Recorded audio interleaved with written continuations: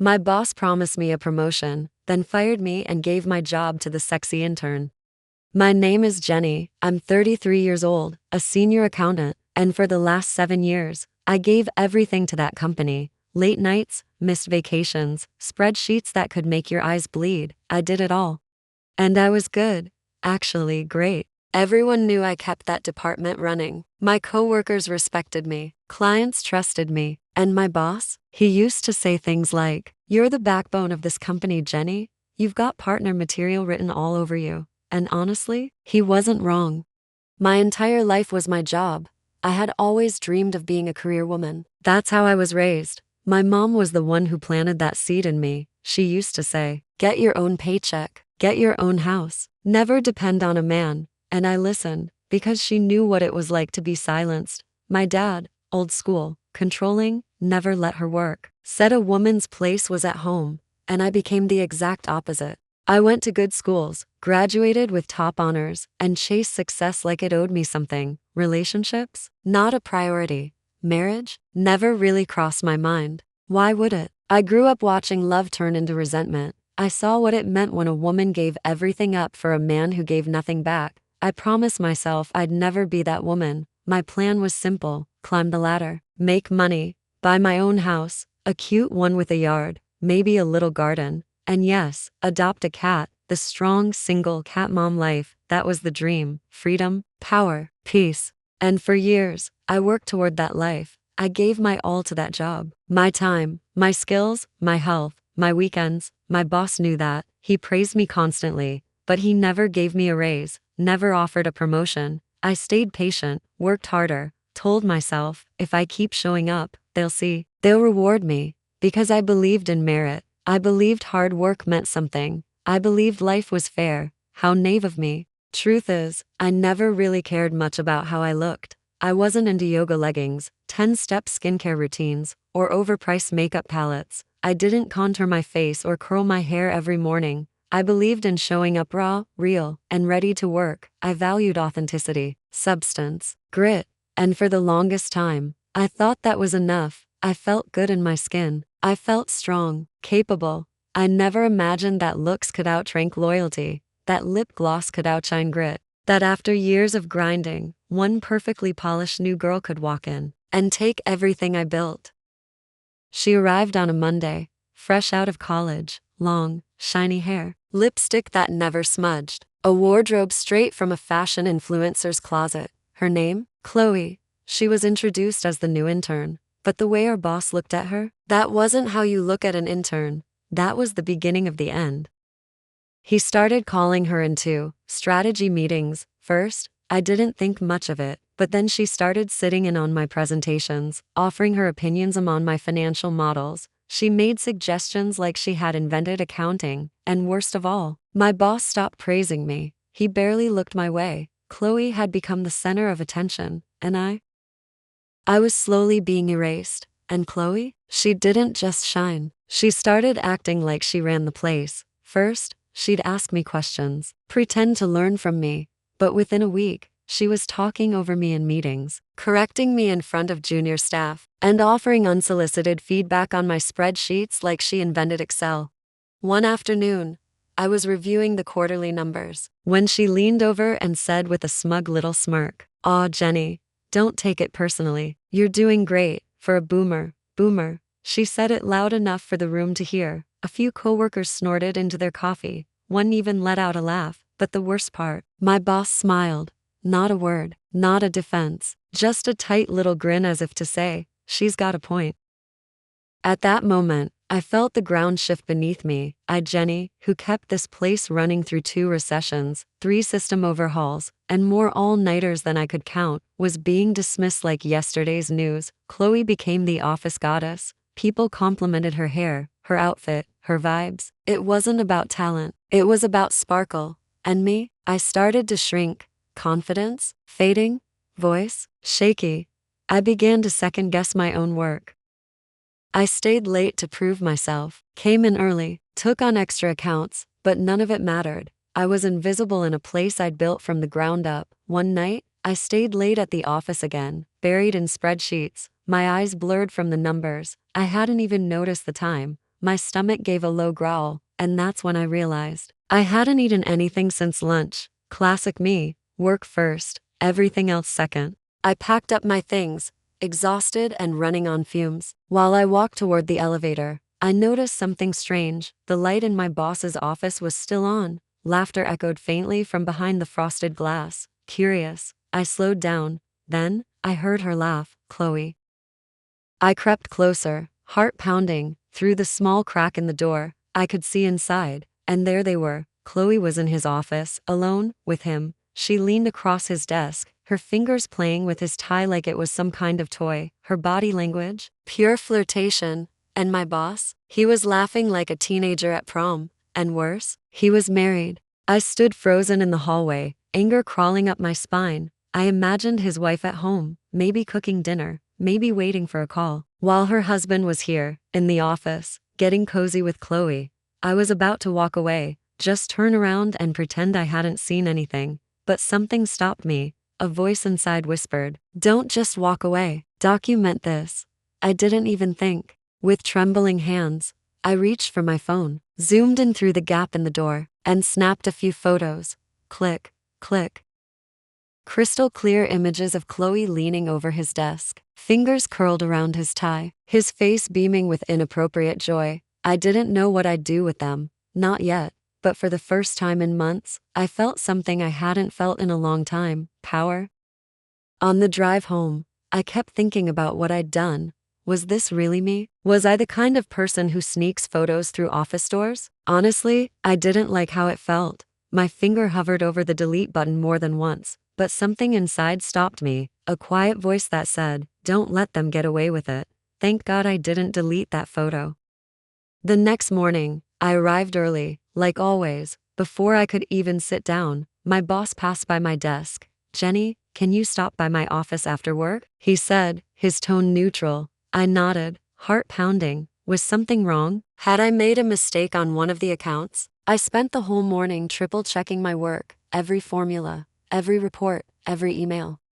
And then, Chloe waltzed in, glowing, smiling, her hair perfectly tousled like she'd just stepped out of a shampoo commercial. Soon after, my boss walked out of his office with a serious expression. "Chloe, can I see you for a moment?" he asked. She giggled. "Of course," she said, trailing behind him with that same flirtatious sway. I clenched my jaw. I couldn't stop thinking about what had happened in that room the night before, and now they were behind closed doors again. When Chloe finally came out, I waved her over. "I need these copied," I said, handing her a small stack of client documents. She looked at the papers like I'd just asked her to clean a toilet. "Do people still use photocopiers?" she said with a laugh. "I'd love to help, but I have something urgent," she added, flipping her hair and strutting off in her heels. 2 hours later, she returned with shopping bags in her hands, clearly fresh from a trip to the mall. Not a trace of guilt on her face. A designer boutique receipt peeked out from the top of one of the bags, and then she vanished again. A few minutes later, my boss stepped out of his office, only now, he was wearing a different tie, not the one he'd come in with that morning. This one was expensive, new, and suspiciously Chloe's taste. It hit me. She bought it for him, while she was busy with something urgent, and he wore it. Like a badge of loyalty. Like he wasn't just her boss anymore, but her puppet. I stared at them both, two grown adults turning the workplace into their personal playground, while I, someone who had sacrificed years, missed holidays, worked through illness, was left to rot in the shadows, but not for long. The rest of the day, I couldn't focus. My stomach was in knots, my mind racing. What did he want to talk about? Was something wrong with the accounts? Did Chloe say something? By the time 5 o'clock rolled around, I was practically shaking. I walked down the hall toward his office, heels clicking on the tile floor, paused at the door, took a deep breath, then knocked. "Come in," he said, his voice unusually distant. I stepped inside, trying to steady myself. He didn't look up, just motioned toward the chair across from his desk. "Have a seat, Jenny." I sat, nervously smoothing my skirt. He looked formal, cold, like he was about to deliver bad news and didn't want to feel anything about it. And then, just like that, "I'm letting you go." It took me a second to register his words. "What? You've been an incredible mentor," he continued, voice low and rehearsed. "Chloe's learned so much from you. You've been a great example. A great example? He was praising me while firing me. She's going to be stepping into your role, he said. It's time for a fresh perspective. I sat there frozen, heart pounding in my ears. Years of loyalty, of late nights and early mornings, of giving everything I had to this company. And I was being replaced by an intern in designer heels. All I could do was stare. The same man who once told me I was partner material was now acting like I was an outdated version of software, obsolete, replaceable, forgotten. But I wasn't going to be forgotten, because people like Chloe and bosses like him, they forget the quiet ones, the ones who say nothing while they're watching, while they're collecting evidence, while they're building a plan. And oh, I had a plan, a very good one. Maybe it was a little devilish, but I'd learned something important. Nice girls get stepped on, and I wasn't going to be the office angel anymore. Now I understood why that inner voice had told me not to delete the photo. It had whispered, "Hold on, you'll need this." And now, it was time to listen. I looked my boss dead in the eye and simply said, "I understand," just those 2 words, and a calm, unreadable smile. Because real revenge doesn't need an audience. It grows in silence. It waits patiently. And when it strikes, it leaves a mark they never forget. I walked out of his office with my head held high while they assumed I was defeated. What they didn't know was, I had evidence, and I had nothing left to lose. They thought they'd fired me, but really, they had just freed me. As I walked calmly down the hallway, I was already planning my next move. Tomorrow would be my last day at this toxic workplace, and when I left, I wouldn't just walk away. I'd take his reputation with me. I actually felt sorry for his wife. She deserved to know who she was married to. A man who flirted with interns half his age in his corner office after hours. She needed to know the truth. And Chloe? She needed to learn that using your looks to climb the ladder only gets you so far. Eventually, the fall comes, and it's never graceful. That night, as I lay in bed, I wasn't angry. I was focused. All I wanted was to wake up, go in, pack my things, and walk out with my head held high. And after that, I'd release the photo, the one that said more than any resignation letter ever could. One viral photo, one perfect caption, and the empire they built on secrets would crumble. The next morning, I woke up early, not panicked, but powerful. I dressed with intention, simple, elegant, confident. I looked in the mirror and for the first time in weeks, actually liked what I saw. This wasn't defeat. This was the beginning of something bigger. With my head held high, I walked out the door and drove to the office for the last time. Chloe, of course, wasn't there yet. Typical. I packed my things swiftly. A few coworkers approached, confused. "Jenny, what's going on?" "I was let go," I said plainly. They looked stunned. Why would the company fire one of its most loyal employees? Oh, but soon, they'd understand everything. As I walked out, arms full of my office supplies, Chloe waltzed in. Perfect timing. "Oh, Jenny, I'm so sad to see you go," she cooed. "But maybe this is a sign. You can finally book that spa day. Do some self-care, you know?" She blew me a kiss. I clenched my jaw, forced a smile, said nothing, but I had never been more certain of what I was about to do. I crossed the street to the cafe right across from the office, ordered a coffee, and before the first sip touched my lips, I posted the photo, right there, on my personal social media, captioned with just enough to grab attention. Sometimes, promotions aren't earned. Sometimes, they're seduced. Workplace affair #toxic boss #girl power. And just like that, the fire started. Within minutes, the comments started pouring in. "Oh my God, is that who I think it is? This is wild. Finally, someone exposed him. Chloe?" I knew something was off about her. People were sharing the post like office gossip gone viral. Coworkers, clients, even people I hadn't spoken to in years. It was spreading fast. And the hashtags? Trending locally within the hour. #office scandal. #boss exposed. #girl revenge story. My phone buzzed nonstop. Then it rang. My boss. Of course, I didn't answer. Let it go to voicemail. Seconds later, Chloe started messaging me. Ping, ping, ping. "Jenny, can we please talk? Take the post down, please. You don't understand. You're ruining my career. Please, Jenny. I didn't mean for this to happen." But I wasn't reading excuses today. I was watching karma do her job, in real time. This wasn't revenge anymore. This was justice. I finished my coffee and switched my phone to airplane mode. Enough chaos for one day. All I wanted now was some peace, some quiet. I needed to breathe. Before applying for a new job, I was taking a long overdue vacation. Just me, my journal, and the open road. I had worked for years without a break. I kept working nonstop, even when everyone else took time off for the holidays. I had always said, next year, but this year was mine. I booked a solo trip, beach towns, mountain trails, and sunset views, new places, new people, and slowly, I found my smile again. But karma wasn't done yet. 1 month later, just as I was settling back home, tan, recharged, and peaceful, the headlines started to roll in. Breaking: CEO's wife files for divorce following office scandal reveal. Financial crisis hits tech firm after firing key employee. Apparently, his wife saw the post, and that was the last straw. She filed for divorce. Fast, brutal. And Chloe? Well, turns out she wasn't just careless with men, she was sloppy with numbers too. Her accounting shortcuts had caused major losses. The company was on the verge of bankruptcy, and guess who got fired? Yep, Miss Spa Day with my severance, Chloe.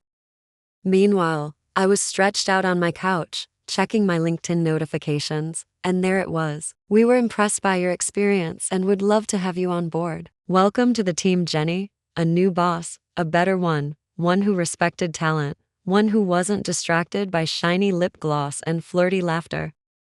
I took a deep breath, leaned back, and smiled, because sometimes the best revenge is starting over stronger than ever.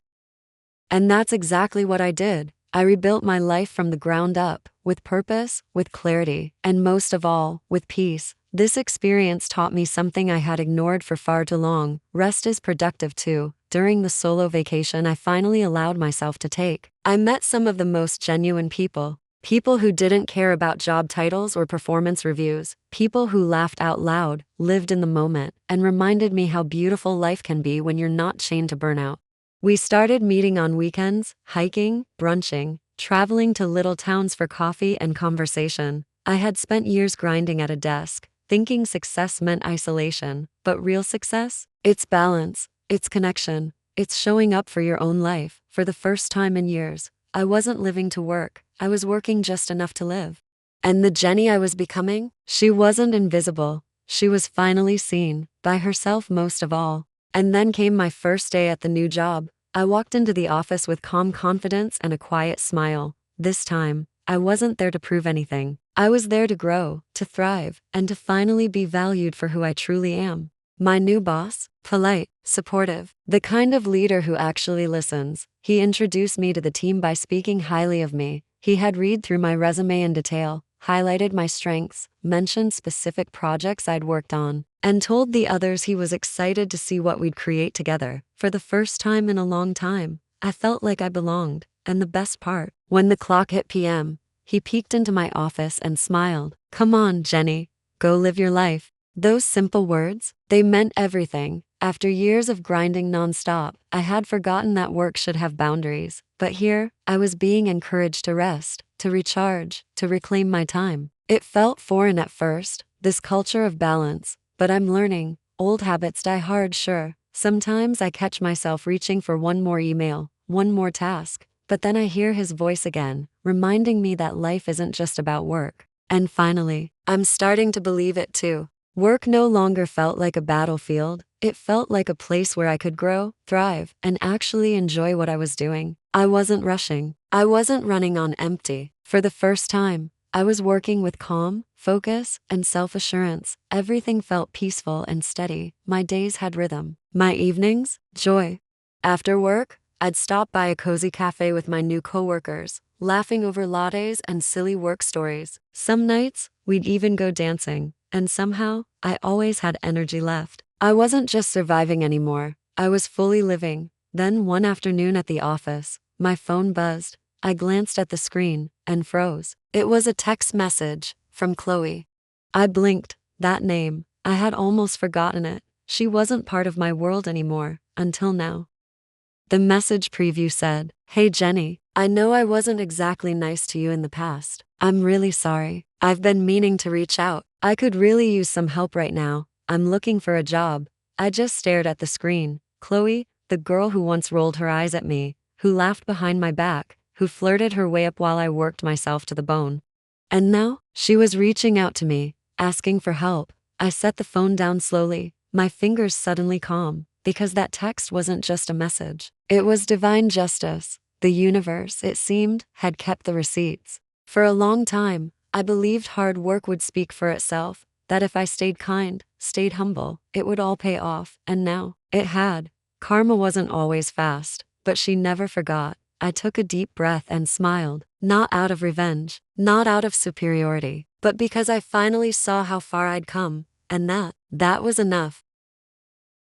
My name is Jenny, I'm 33 years old, a senior accountant, and for the last 7 years, I gave everything to that company. My boss fired me and gave my job to a hot intern, and he and the girl lost everything.